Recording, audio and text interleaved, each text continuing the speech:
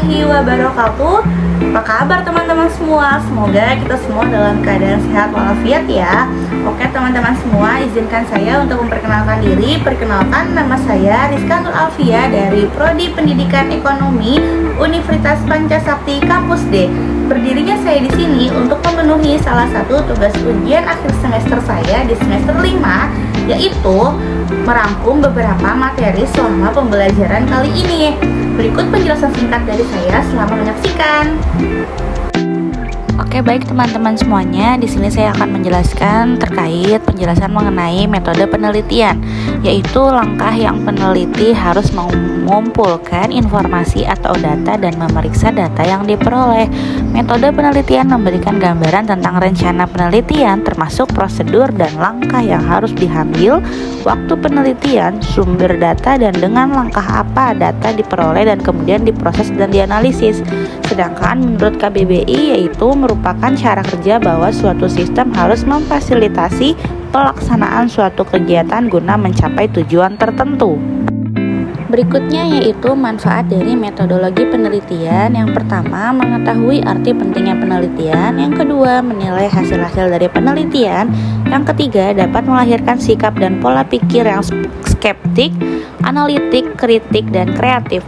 Selanjutnya, tujuan dari metodologi penelitian itu sendiri adalah yang pertama, untuk mengembangkan pengetahuan yang telah ada, untuk mendapatkan pengetahuan baru dalam beberapa bidang, dan juga untuk menguji kebenaran dari pengetahuan yang sudah ada.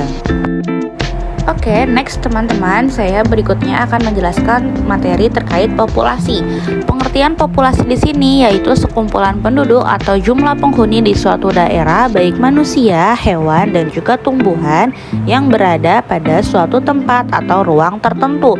Sementara berdasarkan penelitian, populasi ialah wilayah generalisasi yang terdiri dari objek atau subjek yang memiliki karakteristik dan jumlah tertentu untuk dipelajari yang kemudian diambil kesimpulannya, sehingga kita bisa menyimpulkan bahwa pengertian populasi yaitu ialah suatu himpunan objek atau makhluk hidup, gejala, benda, atau peristiwa yang memiliki karakteristik yang sama dan berada di tempat yang sama. Berikutnya yaitu ciri-ciri populasi. Populasi memiliki dua ciri, yaitu ciri-ciri biologi dan ciri-ciri statistik. Berikut ini penjelasan dari ciri-ciri populasi. Yang pertama, terkait lingkup biologi. Terdapat organisasi serta struktur organisasi yang bersifat konstan dan juga yang fluktuasi sesuai dengan waktu. Memiliki sejarah kehidupan mulai dari lahir, tumbuh, berdiferensiasi, menjadi tua hingga mati. Terpengaruh oleh dampak lingkungan serta merespon perubahan lingkungan, adanya hereditas di dalamnya, terintegrasi beberapa faktor genetik dan ekologi. Dan yang kedua yaitu lingkup statistik.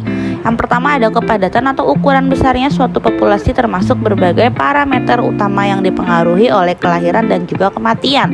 Selanjutnya yaitu sebaran populasi dipengaruhi oleh persebaran oleh suatu objek tertentu, misalnya kondisi iklim dan cuaca, struktur serta umur objek tersebut. Dan populasi yang dipengaruhi oleh komposisi genetik.